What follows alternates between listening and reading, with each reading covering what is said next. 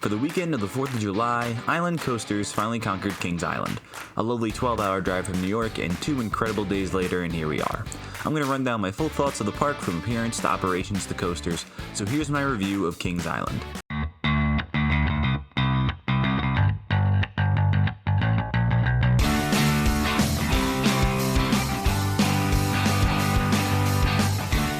While I had originally planned to visit this park in tandem with Cedar Point and Kennywood, scheduling simply wouldn't allow for a week-long road trip, so instead a quick 4-day weekend was planned out. Now, we had 2 days in the park on Saturday and Sunday, with Sunday being the 4th of July. The park was open 11 a.m. to 10 p.m. on the 3rd, and 11 a.m. to 12 a.m. on the 4th. The park does allow some exclusive ride times to guests with gold or platinum passes, starting at 10:30, which is when the gates open. Now, I really think that's a very important bonus here. Now, we made sure to have all of our passes, as the biggest worry of the trip was really the crowd size on a holiday weekend. I've heard that Kings Island can get pretty crowded pretty quickly. Now, luckily, the park didn't fill up much on Saturday at all, and until Sunday night, it was pretty clear. And even then, the park really moved lines. In fact, the park handled dispatches better than any park I've really ever been to. Specifically, the big 5 coasters of Orion, Banshee, Diamondback, Mystic Timbers, and Beast ran at max train capacity the entire weekend, and they really pumped them out each and every time. Shout out to the Banshee crews all weekend who barely left time to pull down the restraints before coming through, especially in the front. Coming off a Six Flags visit last month, the noticeable change in employees is staggering. Everyone from the game host and ride operators to food service and custodial jobs just seem to be so well trained and motivated, and that's no shots taken at the Six Flags employees at all. I just think that Cedar Fair as a chain puts workers in a much better position, and it really shows. Now, speaking of employees, they have done a great job of keeping this park in tip-top shape. The entire park felt really clean and well kept throughout, from landscaping to tables. The open green areas across the park is an awesome difference from the open asphalt areas and a lot of other regional theme parks.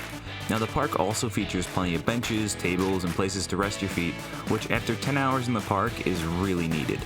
Now, more on our specific experience. We drove up around 9:15 on day 1 and 9:30 in the morning on day 2, which got us near front row parking spots for the park. I don't really see a need to get any premium parking here, as long as you get in early and the park isn't overly busy. Now, the extra lines for the pass holders is a nice touch to keep the parking moving.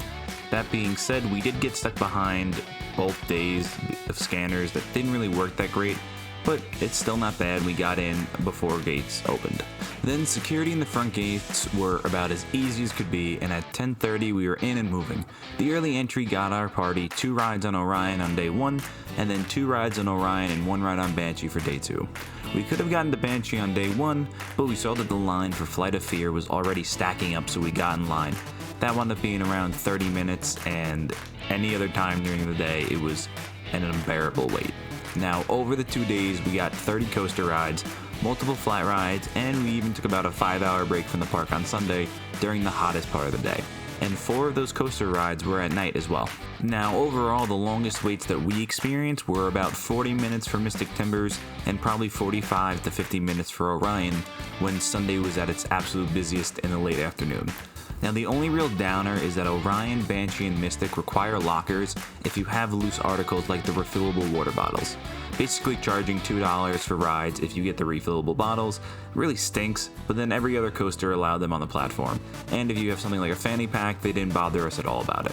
As for boarding, the employees really respected all of our row requests, unless the front or back row had a huge wait. Now, luckily, we got plenty of front row and back row rides on almost every roller coaster, and we didn't miss a single credit except for the Great Pumpkin Coaster, which is obviously the kiddie coaster of the park. Now, as for the coasters themselves, I'll save the specifics for reviews and rankings, but overall, the coaster collection is very strong, with massive B&Ms, 4 wooden coasters, and just overall diversity throughout. Moving to the flat ride collection, the park is filled with plenty of rides like the Drop Tower, Congo Falls, Boo Blasters, and Sky Screamer. There wasn't much downtime for these rides either. Mystic and Backlot Sun Coaster were down for a few hours on Sunday, but both reopened in time for the heavy guest traffic. If you want to snag some photos and videos, Head up to the Eiffel Tower for some rare views of the entire park. Even up there, it's still hard to find angles of the beast, so you're kinda out of luck there. Now, after we got our views, we got food at the Brew House, and we were all pretty impressed with the selection.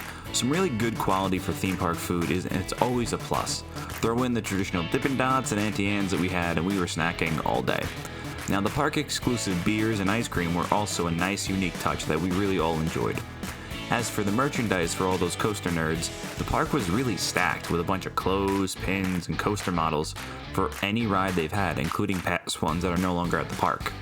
Now, the best part was the shops around the park had almost all the merch we wanted, so even if you forgot to buy your Orion or Beast shirt in those areas, you could go check out the Emporium by the exit and it has exactly what you want. Now, personally, I added the Orion Nano coaster to my collection of Gigas.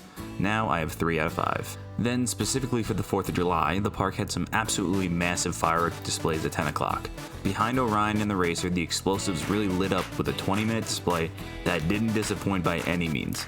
Beast, Racer, and Orion did close around 9:40 for the show, and they didn't open back up for almost an hour and a half, which really stunk, and it robbed us of an Orion night ride on our last day. That being said, Banshee was a fine alternative and was really worth it just to see the show. So to summarize, this park is really the complete package from top to bottom. The lineup has plenty to do, and if the coasters aren't your thing, then you can check out the countless food options, stores, shows, or other flat rides.